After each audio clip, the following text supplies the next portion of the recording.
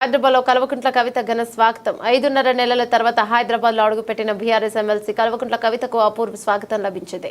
మంగళవారం నాడు జైలు నుంచి విడుదలైన ఎమ్మెల్సీ కవిత బుధవారం నాడు మధ్యాహ్నం తన సోదరుడు మాజీ మంత్రి కేటీఆర్, ఆమె భర్త అనిల్ కుమారుడు ఆదిత్య, ఇతర బీఆర్ఎస్ నాయకులతో కలిసి హైదరాబాద్కు పయనమయ్యారు. సాయంత్రం 5:30 హైదరాబాద్కు చేరుకున్న ఎమ్మెల్సీ కవితకు శంషాబాద్ విమానాశ్రయంలో బీఆర్ఎస్ కార్యకర్తలు, నాయకులు ఘన స్వాగతం పలికారు.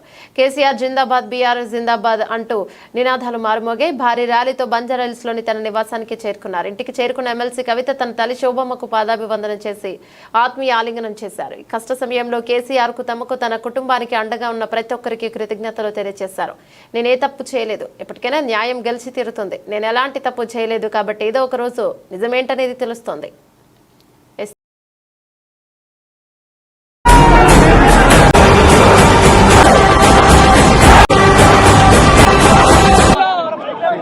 చరిత్రలో ఎప్పుడైనా న్యాయం, ధర్మం గెలిచినటువంటి దాఖలాలను మనం చూసినాం, విన్నాం.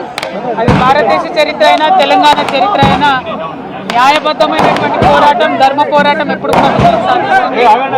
ఆ విషయంలో కూడా ఎటువంటి తప్పు చేయలేదు కాబట్టి ఖచ్చితంగా ఒకరోజు న్యాయం గెలుస్తుంది, ఒకరోజు ధర్మం గెలుస్తుంది, నిజం నిలకడ మీద గెలుస్తుంది అని చెప్పి నేను తెలంగాణ ప్రజలందరికీ కూడా తెలియజేస్తా ఉన్నాను. ఆ రోజు కోసం ఖచ్చితంగా పోరాటం చేస్తూనే ఉంటాం. ప్రజాక్షేత్రంలో ఇంకా బలంగా పనిచేస్తాం. కేసీఆర్ గారి నాయకత్వంలో రాష్ట్ర వ్యాప్తంగా అనేక పోరాటాల్లో కూడా పాల్గొంటాం.